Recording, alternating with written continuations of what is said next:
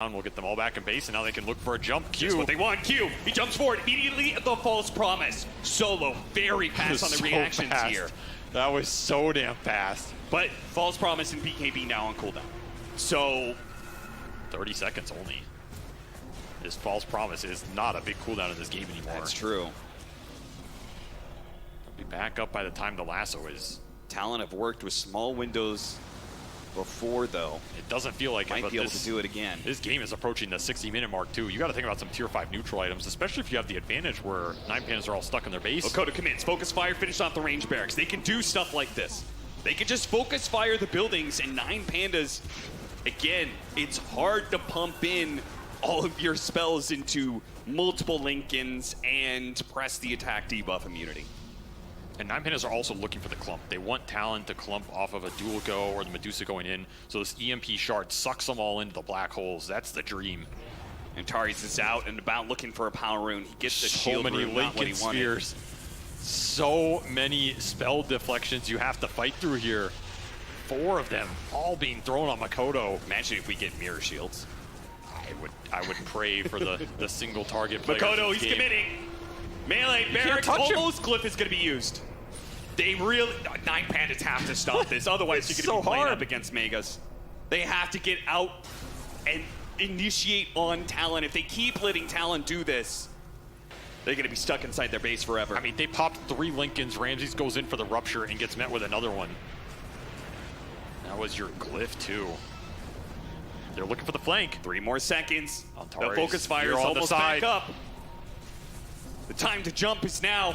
Linkens are going to start fighting through that one EMP with the ice wall onto Makoto, just trying to force some sort of reaction from Talon, get them to group up, so that way 9PANDAs can do something with this, but Talon hold. He's just going back in. It's going to be Megas guaranteed. He jumps for it, gets the Megas. Now they have to try and kill him on his way out, but he's just, nothing's landing. In fact, he gets a Gleipnir, and Kiyotaka's the one in trouble. 9PANDAs, they're going to have to just settle for fighting up against Megas, while 60-minute items are going to be farmed by Talon.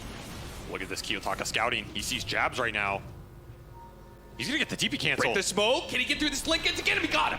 That was so damn close. Is there the follow-up? Is there chase here? Q is on his way to try and help out.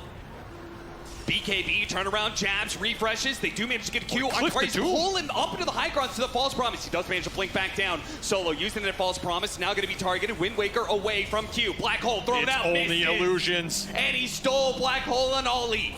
An opportunity for a turnaround. He's got Blink BKB. This is dangerous for 9PANDAs who have not lost their carry for 2 minutes straight up. And Kiyotaka tries to jump in. Does Ollie even have to use that black hole? It just is not needed, really.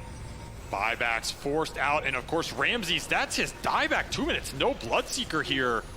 They gotta kill at least Makoto here, but the Wind Waker comes through. He comes back down, still into the black hole, press the attack, off that debuff immunity. He's walking away, he's walking away. They can't even take 1 life away from Talon, let alone 10.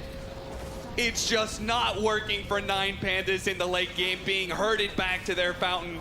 Mega's up against them. There's the black hole. Ollie immediately gets doomed back up, but you might be able to stop some of the black holes, but you can't stop the damage from hitting your throne. Talon will take a 1-0 lead in this elimination series. And all the GGs being thrown out here. That was a very close game. Those Roche fights are nail biters there. If you get 1 more Medusa kill, 1 more Wind Ranger kill in this game, you might be able to force it over the edge there if you're 9PANDAs. I mean, you're getting to this 50 or 60-minute mark where that game becomes very chaotic, very weird, especially with these refresh worlds coming out on the Invoker, where suddenly 23, he just disappears one fight. Makes you think about how you're taking these engagements, but ultimately, it's those 4 damn Linken spheres that just cause so many problems here. You're stacking him on a hero that is already difficult for 9PANDAs to lock down in the Wind Ranger, and it guarantees the Megas. It guarantees you a frontliner that is difficult for 9PANDAs to initiate on, despite Antares having Ollie's number for so much of that game and doing an amazing job locking down the Rubik on the backline to prevent those black hole steals getting turned around. It's still enough that Talon can push through this game and find the opening with their Medusa. For me, this series was all about momentum. And whether or not Talon, after losing that heartbreaking upper bracket game, were going to be able to bounce back in the lower bracket, they've now done this, and they put the onus on 9PANDAs in a big, big way. Oh, the 9PANDAs? Pressure's on. No. 9PANDAs, it gets worse. Not only are they 1 game away from losing series, they have never beaten Talon in an official match. They are currently 0-5 against this team. You have to win 2 games in a row to be able to stop yourself from getting eliminated here at the Riyadh Masters. It's going to be a tough series.